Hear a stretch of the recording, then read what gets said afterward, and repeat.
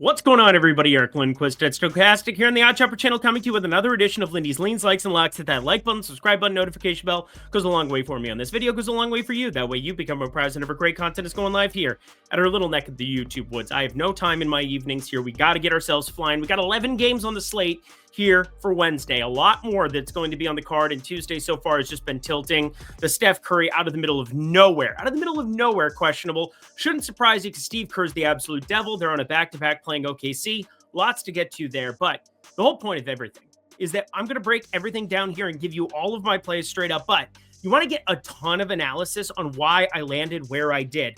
Well, a lot more of that will be available for you in that tweet thread over on X. I'm firing that up every single night here as many times as I humanly possibly can before I die. But before then, you should definitely check it out because it's extremely informative. Hopefully can help you make some bets of your own in addition to the ones that I have here on this program. Get you thinking, critically thinking about things that I can't always just be there over your computer, over your shoulder, breaking down lines and obviously paying attention to the market-based stuff over here at Odd Chopper. But I do have a bunch of plays, and I have a bunch of perspective plays, some leans likes. The only reason that they're lean likes right now is that I'm waiting for a bunch of other books to put out odds, and I have a feeling I'm going to get maybe 3, 4 of the, I believe, 5 lean likes that I have here on the program. Let me double check here so I'm not lying. 1, 2, 3, 4, 5 on the dot. It's like I knew, mainly because I have a sticky note that has all of the prospective bets that I need to pay attention to as soon as I get off this program to see if they're available at books. Lindy50, you can sign up for the premium Discord, but producer Jacob's ready for bed. I'm ready for bed. It's past 11 out there over on the East Coast. Let's get to the picks.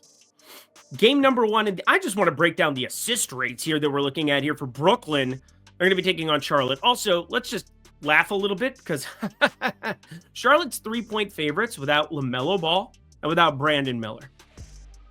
What? Yeah, that's what we're kind of here with. And D'Angelo Russell's in. Ben Simmons is off the injury report. He hasn't played since the 17th. And, well, I think we're going to see Ben Simmons again. Actually, D'Angelo Russell and Ben Simmons have only shared the floor 12 total minutes. I think that's a little bit surprising over the course of this season, but still, let's move ourselves along because there's not a ton to break down here. I have the over of 205.5 simply because I think Brooklyn, despite the fact that they're super slow paced, no Cam Johnson, they have enough offensively that I think we can get the ball moving a little bit here. Now, Micic, Nick Smith Jr., Josh Okogie, I do expect to end up starting here with Cody Martin out, Josh Green out. So I think we get Okogie here, formerly of the Phoenix Suns, pretty recently, Miles Bridges, and then Taj Gibson because, yes, you've got yourself a little bit of an issue with Mr. Mark Williams being out as well, injury management. So yay, what a fun game this is. The first of our lean lights, Detroit getting 5.5, taking on Indy, and a huge Q tag in this one. Not to the untrained eye, if you will. Andrew Nembhard is questionable, but if you look at his defensive numbers this season, he is a wagon. Now, he played a lot of minutes over Jamal Murray for Canada in the Olympics. And again, the Olympic thing is so ingrained in my brain, did a lot of analysis on TV and such. Big deal. Woo, go Eric. But anyway, mainly because the Olympics were awesome and Team America and the French national game was awesome and everything about it was awesome. But Canada, Jamal Murray was not awesome, but still Andrew Nembhard getting a ton of minutes there in his native country, for his native country. It wasn't in his native country. That was in Paris, but we are very much coming back off of this trip from Paris, 2 games over there, lots of sightseeing, maybe a couple of baguettes. Pascal Siakam, Cameroon, just kicking it. He spoke French. Beautiful. It's really nice. They just got done traveling from France back over here. I know that they travel a little bit better than myself. Maybe a little recliner seat or 2. Watch a couple movies coming back across, but planes go fast. But still, I got to think that Detroit plus 5.5 is at least interesting here in this one. You got Tobias Harris playing through that injury last time out. You have pretty much everything known. Jaden Ivey obviously is a big omission, but Malik Beasley off the bench. If you get Nembhard out, this line is not really going to move as much as it probably should to account for how good his defense has been, but it is an up-tempo game, plays towards Cade Cunningham's strengths, terrible point guard in terms of defense on the other side in Tyrese Halliburton. I think Detroit keeps this one close, but waiting on a couple of other lines here, hoping I can snag a 6.5. Plus, Andrew Nembhard, doubt the lines react to it too much, so I'm just making it a lean like for now.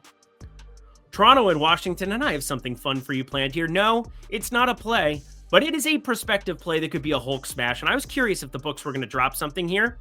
I'm still curious that the books are going to drop something on Wednesday with so many games, 11 games. Stuff sometimes goes underneath the radar, but more than likely, you don't get this guy posted for a while. Who am I talking about?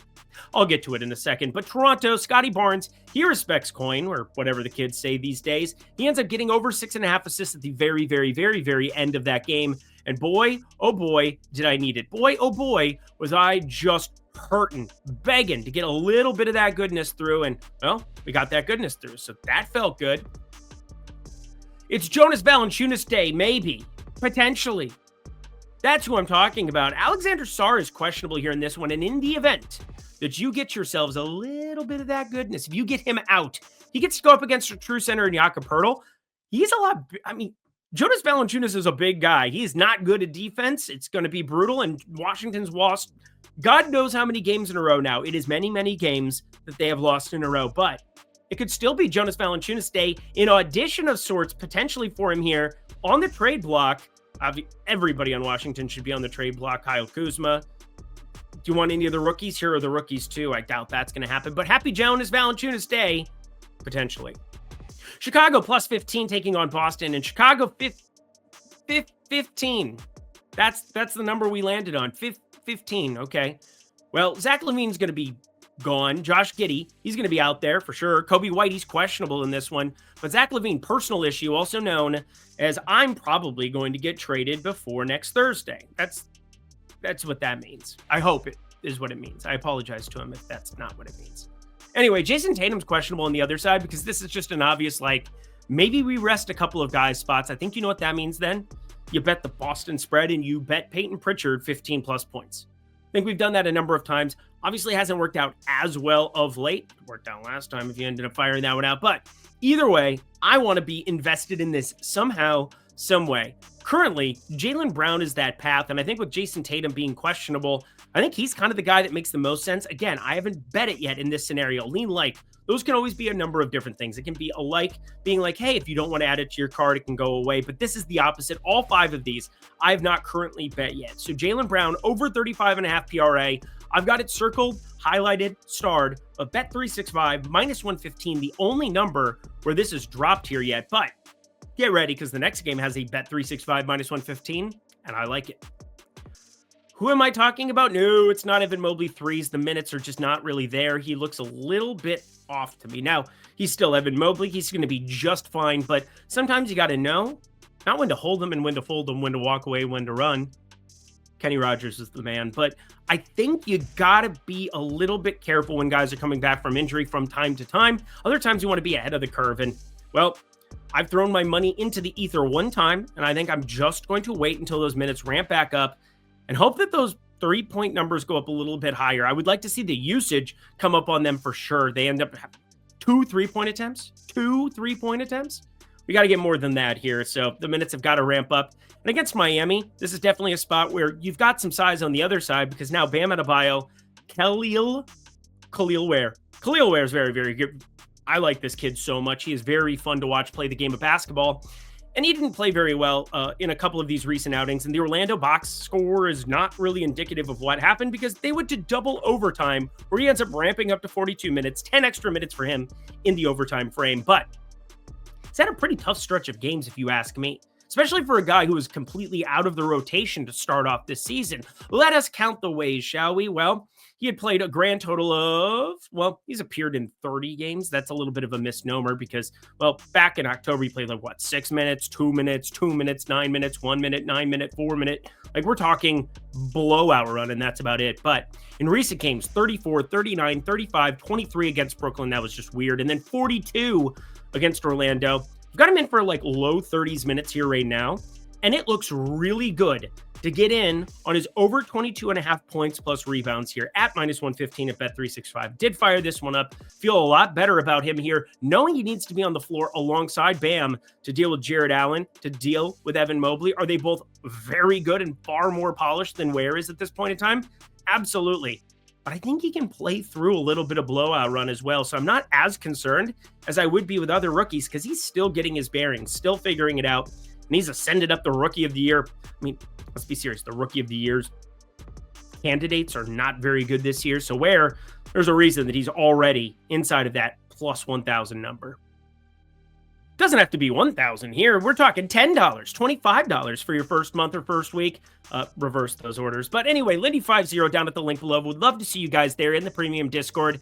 Oh my God, it has just been frustrating, and I'm not going to hide from it. It's been a frustrating couple of days, other than Sunday, where we ended up having some goodness occur. We had some goodness go down in the old premium Discord with, the absolute Hulk smash that was Kareem Hunt. Ended up firing that up for a whole unit and a half, plus 180 anytime touchdown.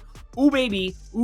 That one felt good. But since then, it's been Iowa State losing because of a 60-footer at the buzzer. Yeah, I put a college basketball play in for the first time, maybe the last time after that. But also just some ridiculous hooks. Yes, Daniel Gafford, we'll get to him. Lots that we got to get to. Promise you, it's going to be all right. We're going to keep it moving. We're going to keep our head above water, and we're going to start crushing the books and the pick'em sites right now. Lindy50 at the link below. Tons to get to here before MLB and then MLB. Oh, you know you want to be in there for that. Alrighty, y'all. Back to the picks. Hit that like button, subscribe button, notification bells. We talk Denver, and Jokic is inside of minus 110 every single game to triple-double. He's putting up triple-doubles in games that they get murdered. He's putting up triple-doubles here and there and absolutely everywhere. And the guy is absolutely out of freaking control. In fact, hang on. 1 triple-double, 2 triple-double, 3 triple-double, 4 triple-double, 5 triple-double, 6 triple-doubles. Oh, 6 of his last 7 games he's had triple-doubles. That seems good. I think it was 6 of his last 8. Yep, nope, 6 of the last 7. That's absurd. I mean, this is just the dumbest stuff ever. You know who also has had some triple-doubles recently? Josh frickin' Hart. The guy's playing through a Q tag here constantly. It's really frustrating because there's moments where you're like, oh, maybe I should jump in on Precious Achiuwa, and it's like double dutch. It's like,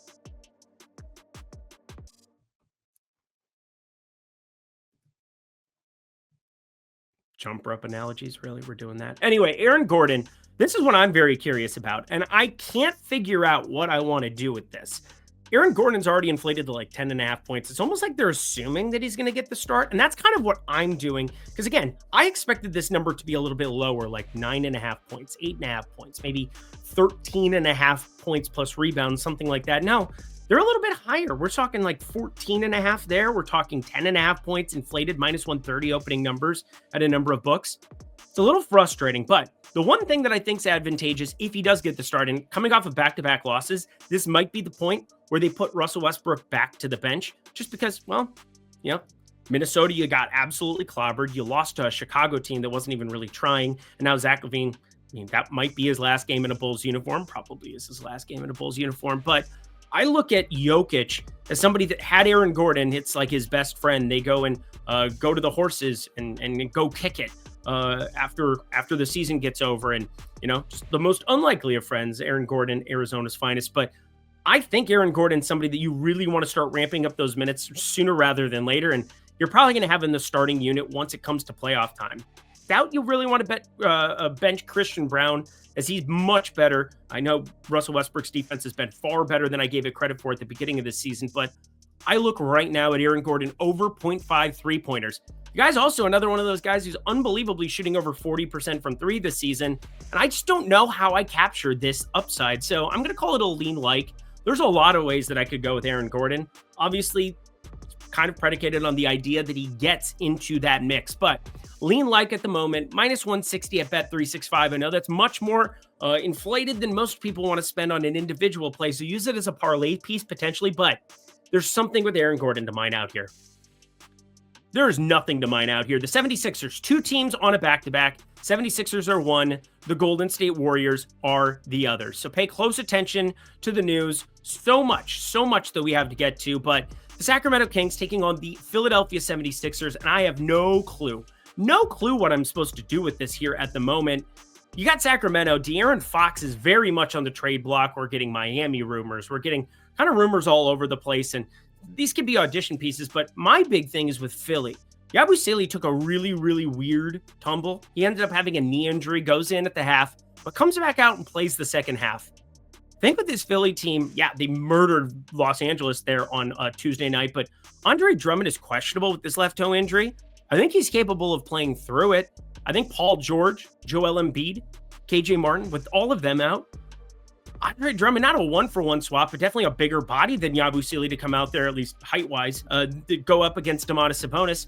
And Yabusele, if he can't go in this one, we saw Maxey, Gordon, Oubre, Edwards. I think that's going to be the construction that they have, but paying very close attention to that Andre Drummond tag, mainly because Domantas Sabonis would have an absolute field day against this Adam Bonner character.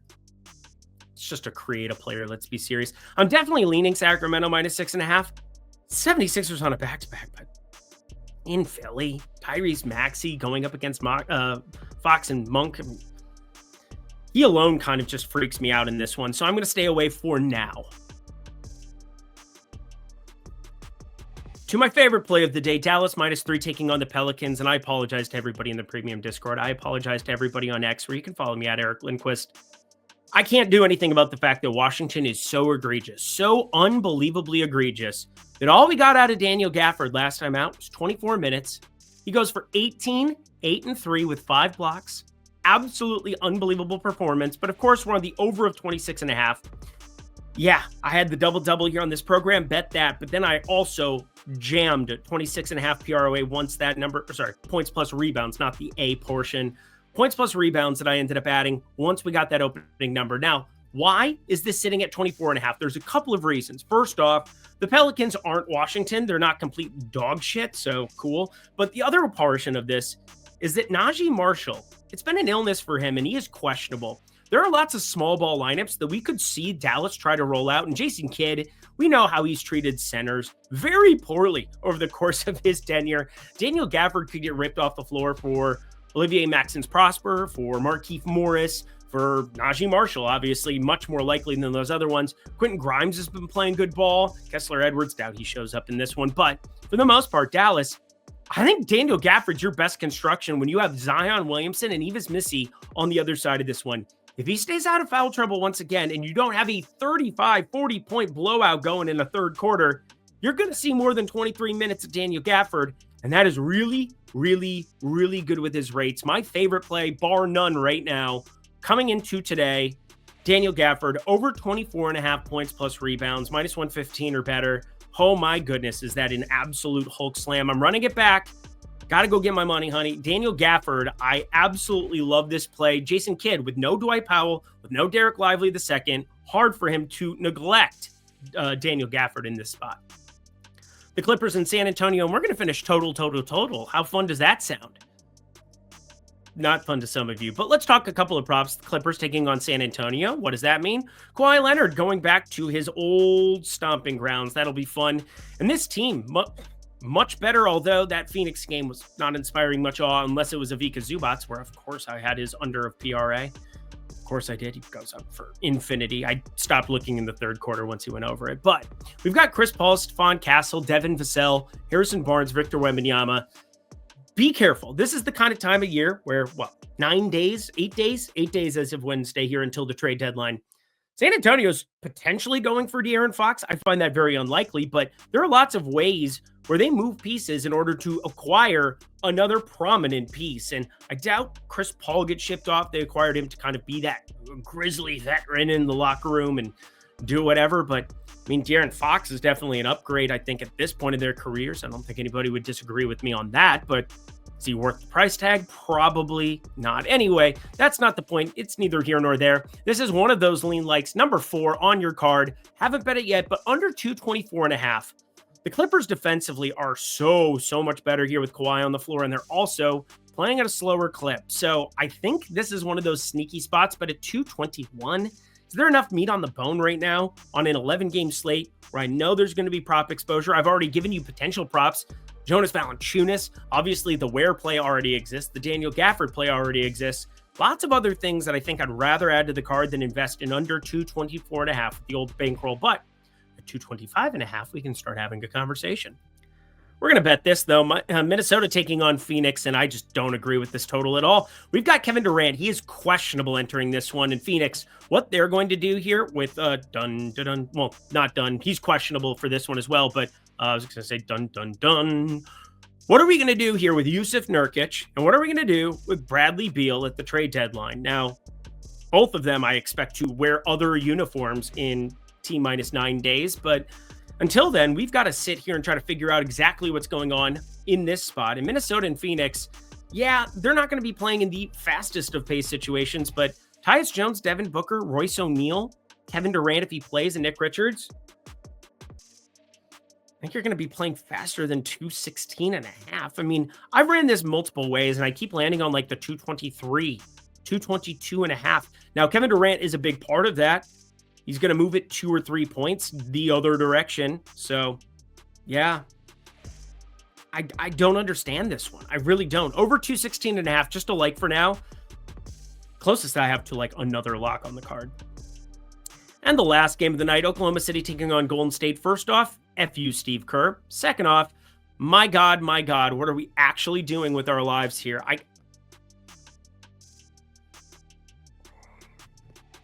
Oklahoma City, SGA, Isaiah Hartenstein, everybody's starting to come back together, and soon, soon. Sounds like end of February, so that's like a month from now. I feel good about it.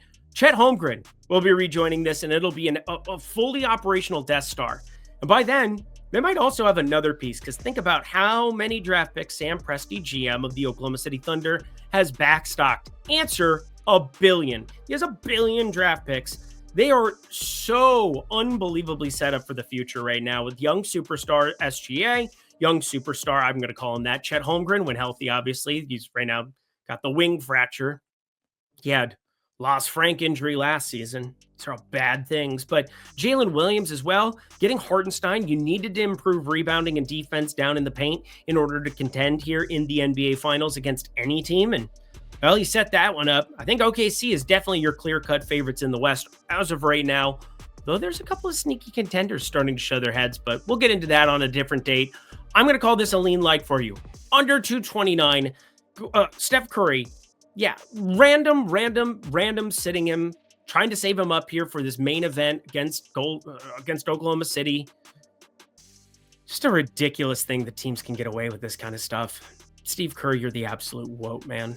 And that does it for a super late edition of NBA Lindy's Leans, Likes, and Locks. Head to the comment section below. Let me know your favorite plays that exist on the board for this insane little slate we have before us on Wednesday, 11 games. I'm going to be in that premium Discord working hard for your money. I know hasn't been pretty the last couple of days. I'm not even going to pretend like I've had a good day on Monday and Tuesday, because I surely have not. But I guarantee you the work, the effort, the long haul will always pay off here on this program. And that is what we are looking forward to. Lindy50, if you guys want to come join, come talk a little ball with me, pick my brain on anything that you want. Ask me what I have projected for certain spots. Obviously, we can talk about it from a market-based approach as well here at Odd Chopper. That's the name of the game. Thank you, producer Jacob. Until next time, friends, until Thursday, a much more manageable slate here on this program. I'm Eric Lindquist. Oh, and check out Eric Lindquist down over on X. Have that Twitter thread out in T-minus 2 hours. I'm Eric Lindquist. Best of luck in the NBA streets on Hump Day.